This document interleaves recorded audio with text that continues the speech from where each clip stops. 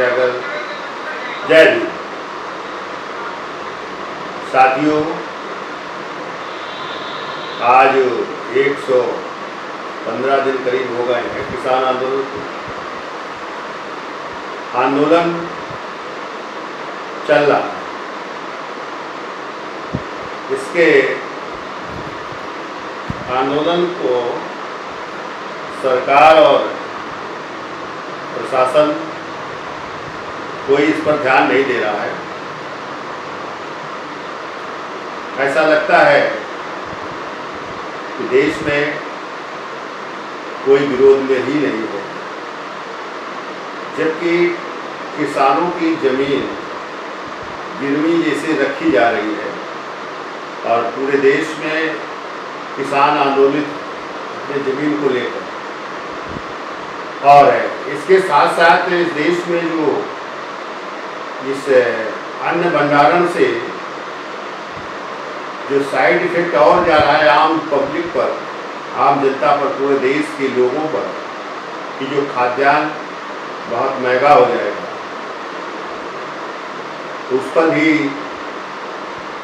जनता अभी समझ नहीं पा रही है कि किसान आंदोलन का ये लगाया जा रहा है कि ये अपनी केवल जमीन को बचाने के लिए आंदोलन कर रहे हैं, जबकि जमीन को बचाने के लिए तो आंदोलन कर ही रहे हैं, लेकिन इनके साथ साथ पूरे देश को महंगाई से बचाने के लिए काम कर रहे हैं, ये आंदोलन चला रहे हैं। और इसे थोड़ा अध्ययन करना होगा, देश के लोगों को भी समझना होगा कि जो पूंजीपति है, जो भंडारण नीति किया है, जो इस देश में अभी तक जो कारोबार कर रहे थे, तो पूंजीपति देश के साथ धोखा लगातार करते चले आ रहे हैं और सरकार उसे महत्व दे रही है। और सरकार सीधे सीधे कह रही है कि सरकार का काम व्यापार करना नहीं है और हम पूरे निजीकरण को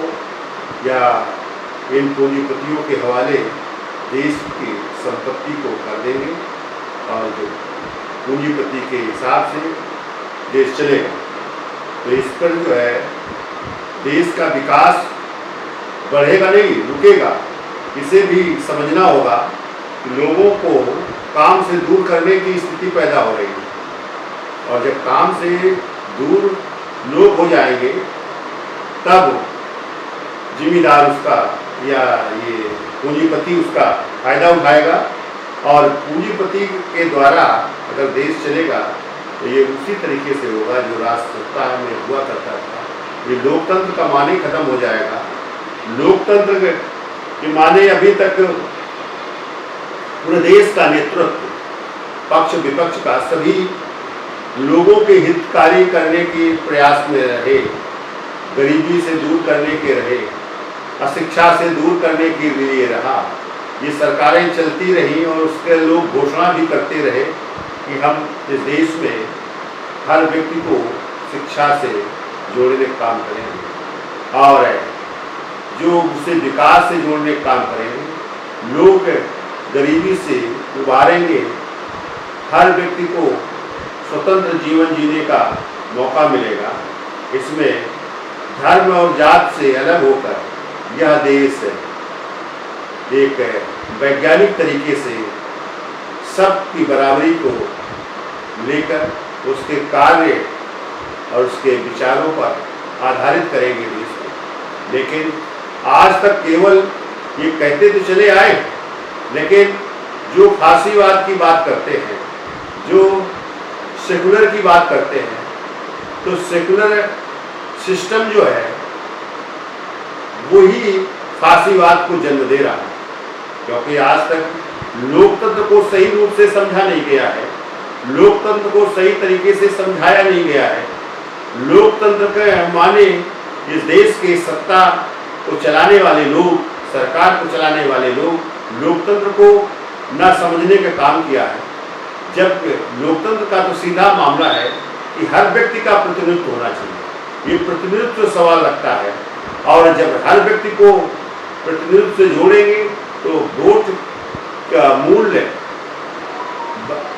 सामान्य है, बराबर है, तो फिर वोट का जब मूल्य बराबर है तो सबके लिए बराबरी पर कार्य होना चाहिए, सबके लिए एक समान निर्णय होने चाहिए। लेकिन आज लोगों को चेहरा देखकर, लोगों की ताकत को देखकर, लोगों के पहुंच को देखकर उसके आधार पर अलग अलग तरीके से सब कार्य होते हैं। कोर्ट न्यायालय भी उसी तरीके से फैसला भी देता है। तो आज विकृत सामाजिक व्यवस्था का बोलबाला हो गया है। विकृत सामाजिक व्यवस्था हर व्यक्ति के अंदर घुस गई है, वो केवल अपना विकास चाहते हैं। आज देश में सेकुलरिज्म की जगह पर विकृत सामाजिक व्यवस्था आधार ले लिया है। इसे जब तक पूरी तरीके से लोकतांत्रिक जो आधार है, जिसे लोकतंत्र को सभी मानते हैं लेकिन उसको लागू नहीं करते, उसे अपनाते नहीं, तो उसे अपनाना पड़ेगा। अगर इस देश में गरीबी को हटाना है, इस देश में अगर अशिक्षा को हटाना है, अगर इस देश में समानता लानी है, अगर मानवता को लाना है, अगर इस देश में जो मानव हिंसा है इसे हटाना है, अगर इस देश में जो बहन बेटियों का जो बलात्कार होता है इससे अगर बचाना है, तो इस देश में लोकतंत्र को सही मायने में आधार देना होगा। लोकतंत्र का मतलब है प्रतिनिधित्व, प्रतिनिधित्व हर स्तर पर लाना होगा। इस देश के हर काम में प्रतिनिधित्व की साझेदारी की स्थिति होनी चाहिए। आज कंपनियों तक में भी लोकतंत्र को सिस्टम आधार दिया गया है।